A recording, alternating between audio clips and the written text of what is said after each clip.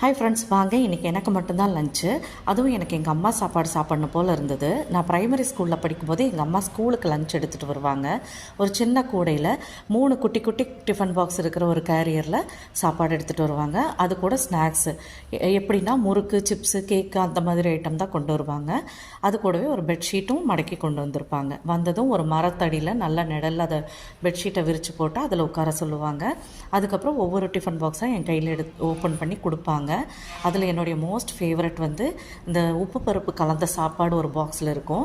இன்னொரு பாக்ஸில் பார்த்திங்கன்னா கேரளா பப்படம் பொரித்து கொண்டு வந்திருப்பாங்க. இன்னொரு பாக்ஸில் ஒரு முட்டை ஆம்லெட், வெங்காயம் எல்லாம் போடாமல் சால்ட் அண்ட் பெப்பர் மட்டும் தூவி கொண்டு வந்திருப்பாங்க. அந்த முட்டையெல்லாம் லேசாக வேர்த்து கூட இருக்கும். ஒரு வாய் வந்து முட்டையோடையும் இன்னொரு வாய் அந்த பப்படத்தோடையும் ஊட்டி விடுவாங்க. பா, என்ன லைஃபுங்க! அப்படியே இருந்திருக்கலாம். நீங்களும் 80s 90s கிட்ஸாக இருந்தால் கண்டிப்பாக நான் சொன்ன விஷயத்த உங்களால் ரிலேட் பண்ணிக்க முடியும்.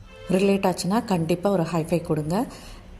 அதுக்கப்புறம் எங்கள் அம்மாவோட இன்னொரு டாப் நாச் ரெசிபி என்னென்னா சுட்டரைச்ச மிளகு சம்மந்தி. அதை வந்து நல்லா அம்மியில் அரைச்சி எடுத்து வச்சுருப்பாங்க.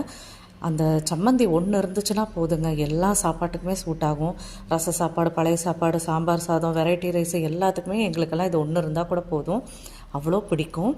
ஸோ யாரெல்லாம் என்ன மாதிரி அம்மா ஞாபகம் வரும்போது ஓரளவுக்கு அம்மா மாதிரியே சமைச்சு திருப்தியாக சாப்பிடுவீங்கங்கிறதையும் கமெண்ட்டில் சொல்லுங்கள். இந்த வீடியோ பிடிச்சிருந்துன்னா லைக் பட்டனை தட்டி விடுங்க. தேங்க்ஸ் ஃபார் வாட்சிங்.